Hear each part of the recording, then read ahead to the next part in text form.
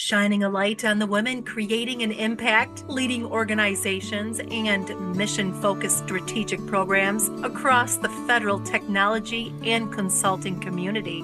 This is Impact. I am being joined today by Bianca Berrios, Senior Vice President Civilian at TekSynap. Bianca, thank you so much for taking the time to speak with us today. Thank you for having me. So first, tell me a little bit about your position over there at TekSynap and what it is you do. Sure. So as a Senior Vice President over Civilian, I oversee the corporate civilian portfolio. So any agency that you can think of that falls within the civilian purview, if we're not there, we're looking for opportunities to be there. Some of our key areas, I would say, is NRC, the Nuclear Regulatory Commission, NOAA, as well as Department of Homeland Security, CISA, as well as Department of Interior. Those are our big anchors, and we do have a presence in quite a few others as well. Now, is there an experience or an event you believe helped steer you down your current path? I do. I think very early on, I was a programmer and was into IT program management. I think anyone who's been a project or a program manager, you learn a lot of facets of the business. What I learned as a developer is that I really liked the management piece better. So I continued to hone my skills, and it led me down the path to where I am today with many roles in between, from quality to project management to project team lead. It went the full spectrum of the steps I think you can take, and maybe not always in that order.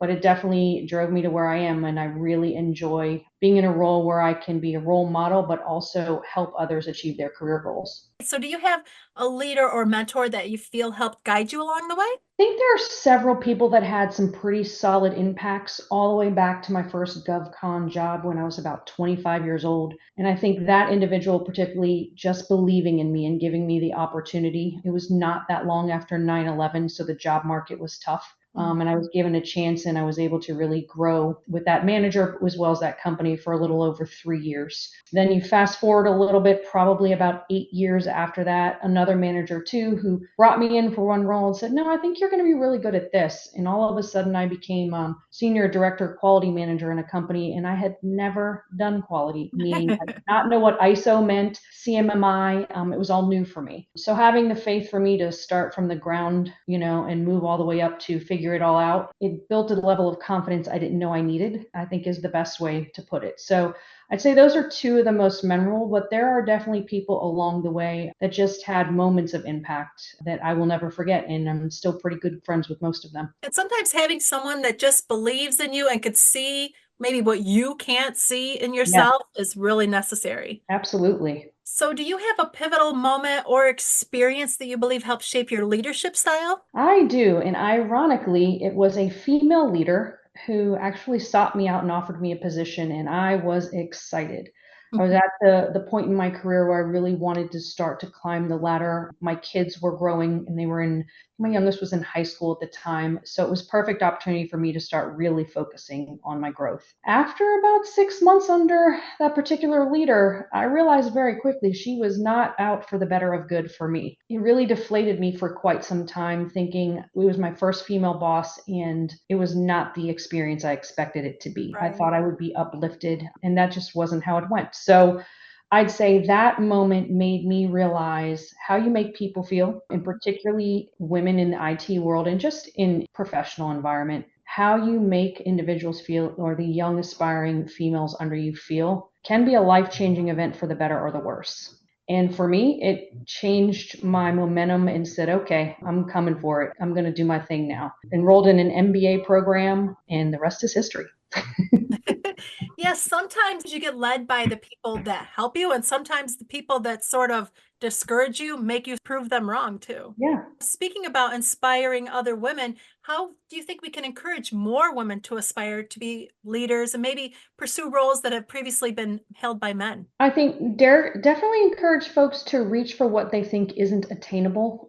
I do believe anything is possible when you have the right focus and have the right intentions. Honesty, I'm a very transparent person, and I do not have a hard time having the difficult conversations, but always in the intent of being helpful, not hurtful. If folks are setting goals that are not realistic, I try to align them and say, okay, I don't think that's realistic today. However, this is what I think it would take to get there, and how do we get you there? Timing is everything too. I think sometimes we want things faster than we're ready, or We want things when maybe it's not the right time in general. So timing is everything. And I do believe each opportunity has the right time, and you bring something from everything. So, good or bad, every experience along the way helps shape you. So, for me, trying to help align the goals and ideas of individuals and understanding that they may not always want to be in the role they're in today or the career path they're in. It's my job just to make sure they're successful. I can respect if they need to leave to do that at some point. And I think that provides a level of comfort for a lot of folks that I work with and lead, because their fear is always, well, you think I'm going to leave? I said, well, realistically, you might. That's how this world goes, but I want to make sure you're prepared for your next role, no matter where it is. My goal will always be to keep them, but I'm also okay if they have to move on to do the next thing. It seems to me when I first started out many, many years ago, it seemed like you got a job, you sort of kept that job to retirement. It seems like nowadays you get a job to learn more, to get a new job. It does seem that way, and I would say it depends. You need to be part of an organization as well that Mhm. allows for not just horizontal growth, right? Lateral growth. Everywhere you want to go, you need to be in an organization that's okay. For instance, folks that have worked under me have moved in different parts of the organization. What's amazing is we kept them at the company. It was changing the trajectory of what they wanted to do and finding the right role. And again, that's timing. I've had people be patient and the roles came up. We were able to provide those opportunities. So I do think loyalty of the days of when are not the same. There's a lot of bottom line dollars that have to be met in many companies, but I do think there are those companies that are loyal to their staff and are willing to see what the options are and help their growth. I can definitely say where I am today, we're big proponents of how do we help you stay here? What does that look like Mhm. today, in 3 years, in 5 years? So we have a lot of tenured folks. For a company that's been around less than 20 years, we have folks that are in the 11, 12-year mark. Wow, that's really good. Do you, Yeah. do you feel like it's beneficial or not? And I feel like I don't know if I'm noticing this right, but everybody that's joining the workforce now, right out of school, want to go from just starting out to management level. Like it's hard to make them step back and take those steps like you're talking about because they want to be all the way at the top immediately. That is 100% true. I will say the past 3 years have been my most challenging as a manager and a leader. The younger generation, thanks to the quickness of the internet and social Mhm. media and being able to get whatever you want very quickly, setting the tone for career progression probably has been my biggest challenge. And I'm still working through what makes Right. sense for a lot of folks. Salary expectations from working at home expectations. I very much appreciate the desire for the work life balance, but sometimes, Yeah. there's balance and then there's completely, awkward position of you're working a lot less than you're not right now. So Mhm. trying to have those combos, and I will say some have gone great and others say, great, this is not the place for me, I'm moving on. But I will say, yeah, the desire to move quick, within a year you want to be promoted into a managerial role, and trying to explain what that really means. It's Mhm. not just the title, you're going to deal with a lot. So I've had some folks shadow a day or two of my day and see if this is what you want to sign up for. Yeah. See everything I do, and then you realize it's a lot of headaches. Yep. So now looking ahead, what do you envision for the future of women in leaderships and what steps do you think you can take to make the process happen? I'd say one, women just keep encouraging women. We are our biggest, worst enemies. I say because there's only a few of us in many organizations in leadership roles, particularly as you get higher in the leadership chain, be supportive. How can we help each other get along the way? But also identify more programs. What other programs can we identify for female leadership? Right or wrong, it is different, particularly if you're in a male dominated field. And how do we upright and help folks go against those challenges, right? How do we set people up to be successful when they feel like the odds are stacked against them? So I do think there's a big lack of that. And I've seen some effort over the years to present more opportunities for that. But I don't think that there's ever enough at this point, because there's plenty of programs in general. But how do you focus on the female one, just the female in the workforce?